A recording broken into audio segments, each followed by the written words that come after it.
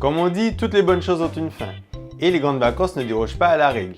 Après 2 mois à se dorer la pilule ou à faire la fête, il est temps de reconnecter son cerveau et d'affronter la terrible rentrée. Alors j'ai une petite pensée pour mes amis enseignants qui rentrent le 1er septembre. Oui, vous avez bien entendu. Pas le 2, pas le 3. Le 1er. Ça veut dire que dès que le mois de septembre a pointé son nez, le 1er, bim! Ou pris. Rentrée des classes en... Alors bien entendu, quand je pense à la rentrée scolaire, je pense aux listes interminables de fournitures scolaires qu'on te donne chaque année. On te demande d'acheter plein de trucs que tu ne vas jamais, au grand jamais utiliser. Mis à part les fournitures scolaires, il y a aussi tout ce qui est habillement. Eh oui, quand c'est la rentrée des classes, il faut acheter des nouveaux vêtements, un nouveau sac, des nouvelles chaussures. En gros, c'est comme si avant la rentrée des classes, avant le mois de septembre, les gamins vivaient tout nus. Chers parents, moi je vous invite à voir à plus long terme. Comme on dit, bon marché qu'a coûté cher.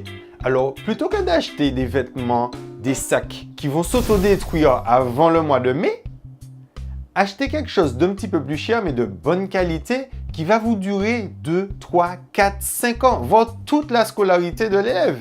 Alors évidemment, quand on parle de rentrée scolaire, il y a évidemment la traditionnelle coupe de la rentrée. Au mois de septembre, les coiffeurs se font des en or. En gros, toute l'année, tu peux ressembler à ça.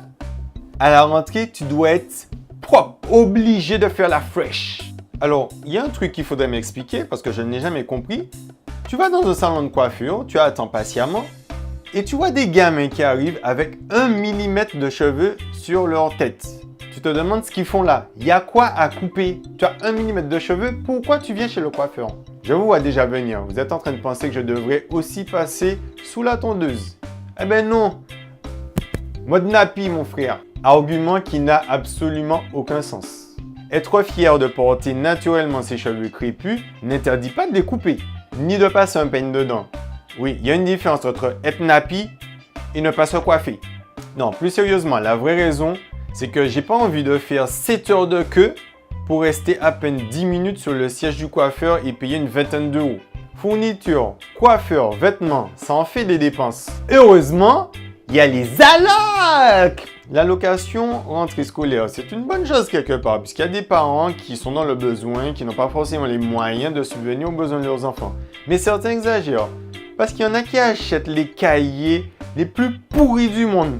Un stylo 4 couleurs à peine, et puis tout le reste de l'argent, ils utilisent pour acheter des extensions capillaires. Mais quand tu as quitté l'école, à moins d'y travailler, puisque 15-20 ans dans ce milieu-là, ça ne t'a pas dégoûté du tout, les vacances scolaires, tu connais pas. À moins d'avoir pu gérer quelques semaines de congé en août, la rentrée scolaire, tu t'en bats les steaks. Bah oui, pour rentrer, il faudrait déjà être sorti. Pourtant, tu ne peux y échapper, la rentrée est partout. La presse, les médias, les commerces, la publicité. Bien entendu, le jour de la rentrée, première page du journal, rentrée scolaire, avec au moins 10 pages, avec toute la liste des établissements, des élèves qui sont dans telle ou telle classe. Au journal télévisé, bien entendu, édition spéciale rentrée scolaire, où pendant une demi-heure, on va te bassiner avec ça, te filmer des gamins qui pleurent parce qu'ils veulent pas quitter leur maman. C'est triste. Alors bien entendu, pour chaque événement annuel, les commerces se l'approprient et bien entendu se livrent une guerre sans merci. Les entrées des magasins débordent d'articles que je ne veux plus voir de toute ma vie. Alors c'est simple, pour mes courses alimentaires, je vais au marché. Il est hors de question que je mette mes pieds dans une grande surface au début du mois de septembre.